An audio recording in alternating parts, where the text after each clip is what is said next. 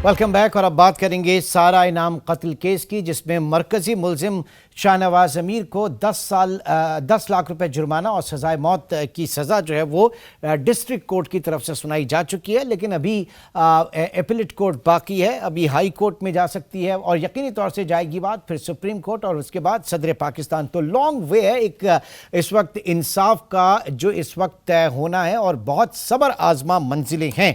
क्या मुश्किलात इस वक्त पेश आई और आगे क्या मामलात होंगे, टेक्निकल भी हम जानना चाहेंगे। राव अब्दुल रहीम साहब जो कि मकतूल सारा इनाम फैमिली के जो हैं वो वकील हैं और इस वक्त हमारे साथ मौजूद हैं। बहुत शुक्रिया राव साहब। सबसे पहले तो ये जानना चाहेंगे कि ये यकीनन पूरी दुनिया ने देखा कि एक ओपन एंड शट केस था, लेकिन फिर भी इस लेवल पर, डिस्ट्रिक्ट लेवल के ऊपर इसको जो है वो कंक्लूड होने में 1 साल लगा। क्यों इंसाफ की फराहमी जो है वो इसमें इतना सब्र आजमा क्यों है पाकिस्तान में? अस्सलाम वालेकुम। बुनियादी तौर पे ऐसा नहीं है।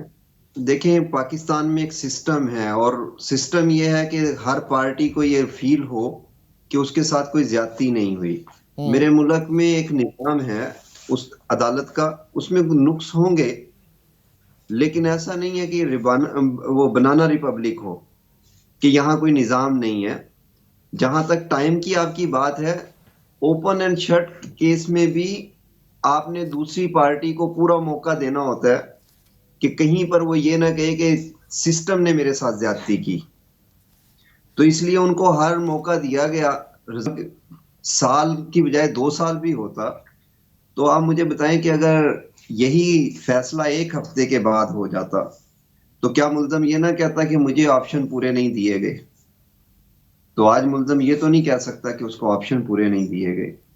आप सिस्टम की एक जो शक्ल है वो जरूर आपने बयान की कि ताखीर हुई है, बिल्कुल ताखीर हुई है, लेकिन इस ताखीर का मकसद साथ ये भी है कि कोई आदमी को बिल्कुल भी सिस्टम के ऊपर वो उंगली उठाने के काबिल ना रहे। अच्छा, और अब इस केस के अंदर आप नहीं, ठीक है, मैं सिस्टम समझ के गया, अंदर मैं समझ गया कि उनको पूरा पूरा मौका दिया, लेकिन अब जाहिर है कि मामला हाई कोर्ट में जाएगा, फिर सुप्रीम कोर्ट में जाएगा, फिर सदर पाकिस्तान जो उनसे अपील भी की जा सकती है और फिर जाहिर है कि सजाए मौत पाकिस्तान में इस वक्त हम देख रहे हैं कि सजाए जो उम्र कैद में तब्दील हो जाती है और 14 साल कैद भी होती है और 25 साल कैद भी होती है। और जहाँ पर जाहिर है कि उनको एक फाइन किया गया है, जुर्माना किया गया है 10 लाख का, तो आगे जो दीगर कानूनी माहिरीन है उनका ये ख्याल है कि शायद जो है वो 14 साल की कैद हो। तो वो जस्टिस डिलेड जस्टिस डिनाइड, अब ये जो आप लें कि उस लेवल तक पहुंचने में कितना अरसा लगेगा जब इस लेवल पे ये 1 साल में आया, ये मैं जानना चाह रहा था। आपकी बात बजाय है। देखें, नीचे ट्रायल कोर्ट ने एविडेंस कलेक्ट करनी होती है, उस पे क्रॉस का मौका देना होता है हर गवाह के ऊपर, और यही यही वो स्टेज है जहां पे मुल्जम ये कह सकता है कि मुझे प्रॉपर मौके नहीं दिए गए। लेकिन इससे ऊपर सिर्फ आर्गुमेंट है और डिसीजन है।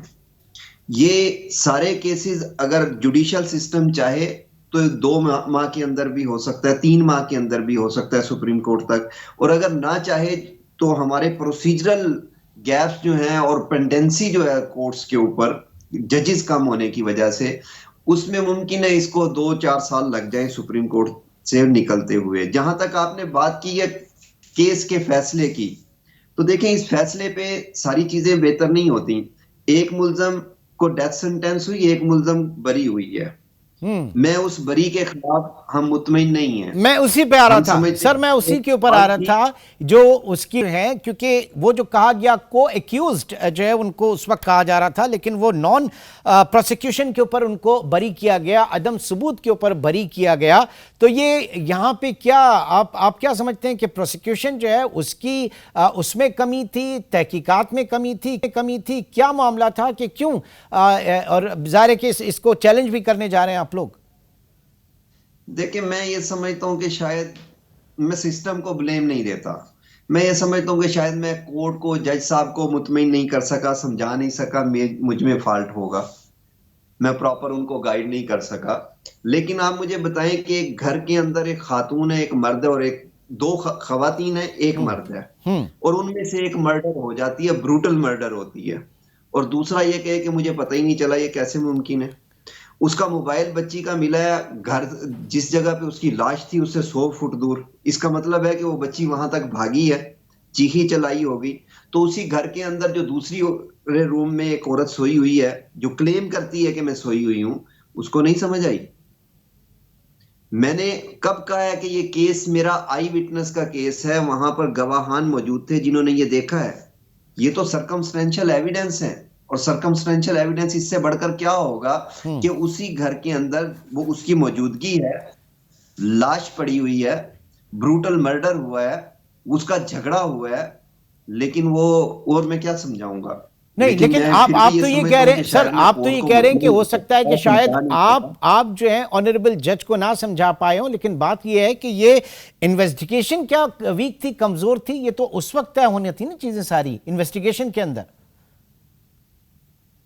देखिए, इन्वेस्टिगेशन में बात चीजें फ्लॉ रह जाती हैं, ऐसे ही शायद कोई एशन में रह गया हो। लेकिन जो सरकमस्टेंशियल एविडेंस मैंने आपसे के सामने अर्ज किया, ये रिकॉर्ड पे इन्वेस्टिगेशन के मुताबिक ही है ना। हम्म। लेकिन इन सरकमस्टेंशियल एविडेंस की बेस पे वो कनेक्ट हो रही है। एक प्रूडेंट माइंड को नजर आ रहा है कि वो कनेक्ट होती है। तो फिर मैं और क्या चीज चाहिए। उसको गला घोंट के बच्ची को तो नहीं मारा गया, फायर करके तो बच्ची को नहीं मारा गया, उसको तो ब्रूटल, उसमें डंपल के साथ उसका सर। तो क्या सही। वो पूरे घर के अंदर खून फैला हुआ है, तो उसको नजर नहीं आया। घर, रूम जो है वो मर्द होता है और औरत होती है। ठीक।